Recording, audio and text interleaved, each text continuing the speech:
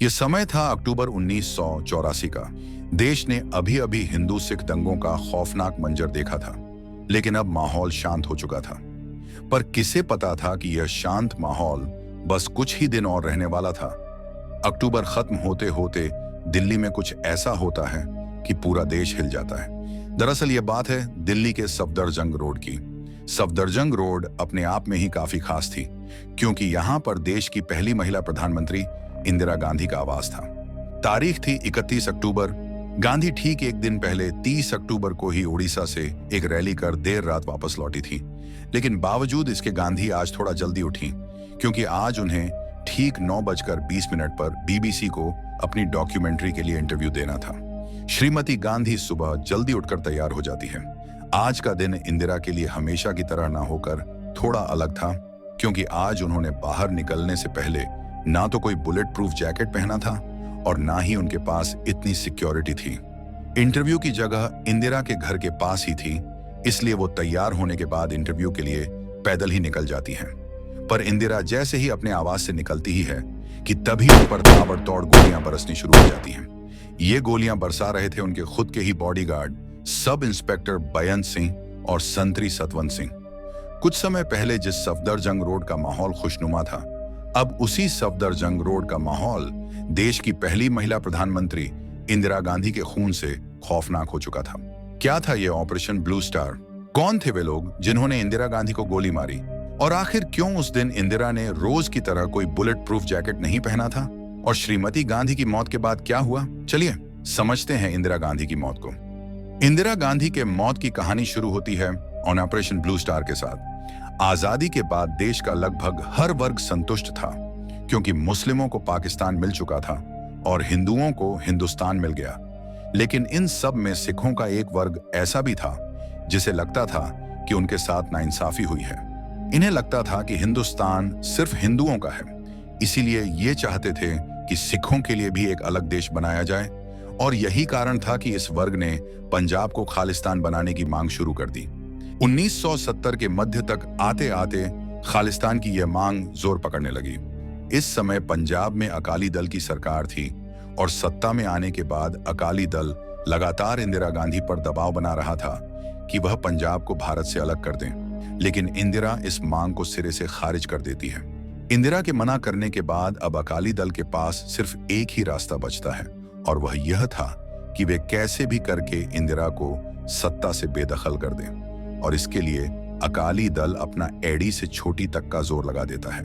पर साल 1980 के लोकसभा चुनाव में इंदिरा गांधी एक बार फिर भारी बहुमत के साथ जीत जाती है। इंदिरा गांधी के जीतते ही खालिस्तान की मांग कुछ समय के लिए तो कमजोर पड़ जाती है, लेकिन 1983 में यह मांग एक बार फिर से जोर पकड़ने लगती है।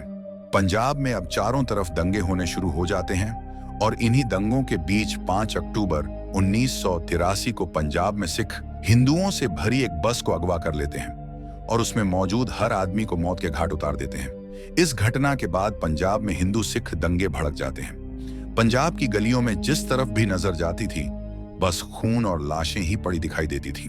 इन दंगों से निपटने के लिए केंद्र सरकार कड़े कदम उठाती है। पंजाब में इमरजेंसी लगा दी जाती है और पुलिस और सेना को यह आदेश दिया जाता है कि वे उपद्रवियों को देखते ही गोली मार दें। पर सरकार की इतनी सख्ती के बावजूद भी पंजाब में हालात हर रोज बिगड़ रहे थे, और इन बिगड़ते हालातों के पीछे सिर्फ एक आदमी जिम्मेदार था, और वह था अलगाववादी सिख नेता जनरल सिंह भिंडरवाला। सरकार चाहती थी कि भिंडरवाला इस हिंसा को रोक दें, लेकिन भिंडरवाला ऐसा करने को तैयार नहीं था। इसीलिए सरकार एक सर्च अभियान चलाती है, पर भिंडरवाला सरकार से बचने के लिए स्वर्ण मंदिर में शरण ले लेता है। स्वर्ण मंदिर में भिंडरवाला के साथ उसके कई ऐसे समर्थक भी थे जो भिंडरवाला के लिए अपनी जान भी देने को तैयार थे। भिंडरवाला के इन समर्थकों से निपटने के लिए सरकार सेना को भेजती है और फिर इसके बाद शुरू होता है सेना का operation blue star. Operation blue star की शुरुआत 3 जून 1984 को होती है और यह 6 जून 1984 को खत्म भी हो जाता है। लेकिन सिर्फ 3 दिन चले इस ऑपरेशन में भिंडरवाला मारा जाता है और भारतीय सेना खालिस्तान समर्थकों को स्वर्ण मंदिर से निकालने में कामयाब रहती है। अब यहाँ पर सरकार अलगाववादियों से निपटने में तो कामयाब रही, लेकिन स्वर्ण मंदिर पर चलाए गए इस ऑपरेशन के कारण सिखों को लगा कि सरकार उनके धर्म पर हमला कर रही है। यहां से कांग्रेस और सिखों के बीच दूरी बढ़ती जाती है और भविष्य में सिखों और कांग्रेस की यही दूरी इंदिरा गांधी की जान ले लेती है। अब ऑपरेशन ब्लू स्टार को समझने के बाद चलिए जानते हैं कि ये ऑपरेशन आखिर कैसे इंदिरा गांधी की मौत का कारण बना। 31 अक्टूबर 1984 के उस दिन मिसेस गांधी जैसे ही इंटरव्यू के लिए घर से बाहर निकलने वाली ही थी कि तभी उन्हें याद आता है कि उन्होंने आज अपना बुलेट प्रूफ जैकेट तो पहना ही नहीं था। वे जैकेट पहनने वापस मुद्दती है, लेकिन बाद में वे सोचती हैं कि ये इंटरव्यू तो उनके घर के पास ही है और बुलेट प्रूफ जैकेट कैमरे के सामने अच्छा भी नहीं लगेगा, इसलिए वे इसे नहीं पहनती। श्रीमती गांधी अब इंटरव्यू देने के लिए घर से निकल जाती है। घर से निकलने के बाद वे पैदल ही सफदरजंग रोड से होती हुई एक अकबर रोड को जोड़ने वाले गेट पर पहुंचती है। गेट पर सब इंस्पेक्टर बेअंत सिंह और संतरी सतवंत सिंह पहरा दे रहे थे। ये दोनों गार्ड सिख थे। पंजाब में जब दंगे चल रहे थे तब खुफिया एजेंसियों द्वारा इंदिरा गांधी को यह सलाह दी गई कि वे अपने सभी सिख गार्ड को ड्यूटी से हटा दें, लेकिन वे इस सलाह को नहीं मानती हैं और वह किसी भी सिख गार्ड को ड्यूटी से नहीं हटाती है। इंदिरा गांधी जब इंटरव्यू देने जा रही थी तब उनके पीछे उनके पीए RK धवन चल रहे थे। इंदिरा के गेट पर पहुंचते ही गेट पर तैनात सब इंस्पेक्टर बेअंत सिंह उन्हें नमस्ते कहते हुए अपनी .389.1 AKM रिवॉल्वर निकालकर एक के बाद एक 3 गोलियां इंदिरा के सीने में उतार देता है। गोली लगने के बाद गांधी के मुंह से सिर्फ यही निकलता है कि ये क्या कर रहे हो, और फिर वे गिर जाती हैं। गांधी के नीचे गिरते ही बेअंत सिंह के इशारे पर वहीं पर पास में खड़ा संतरी सतवंत सिंह भी अपनी स्टर्लिंग सबमशीन गन से इंदिरा पर ताबड़तोड़ फायरिंग करना शुरू कर देता है। कोई कुछ समझ पाता? इससे पहले ही बेअंत सिंह और सतवंत सिंह श्रीमती गांधी का सीना छलनी छलनी कर चुके थे। गांधी के नीचे गिरने के बाद अब बेअंत सिंह कहता है कि हमने अपना काम कर लिया और अब आप अपना कीजिए। बेअंत सिंह को वहां पर मौजूद ACP दिनेश चंद्र पकड़ लेते हैं। इंदिरा गांधी को सोनिया गांधी और RK धवन एम्बेसडर गाड़ी में एम्स ले जाते हैं। एक तरफ जहां गांधी के शरीर से लगातार खून बह रहा था, वहीं दूसरी तरफ बेअंत सिंह भागने की कोशिश में मारा जाता है और सतवंत सिंह को 12 गोलियां लगती हैं, लेकिन बावजूद इसके वह जिंदा बच जाता है। सुबह 9:17 पर इंदिरा गांधी को गोली लगती है और ठीक 9:30 पर उन्हें एम्स पहुंचा दिया गया। 12 डॉक्टरों की एक टीम इंदिरा के शरीर से गोलियां निकालना शुरू करती है। श्रीमती गांधी के शरीर से एक के बाद एक 7 गोलियां निकलती हैं। गोलियों के कारण गांधी का लीवर पूरी तरह फट चुका था और छोटी आंत, बड़ी आंत और फेफड़ों में भी गोलियां लगी थी। एक गोली रीढ़ की हड्डी में भी लगी थी।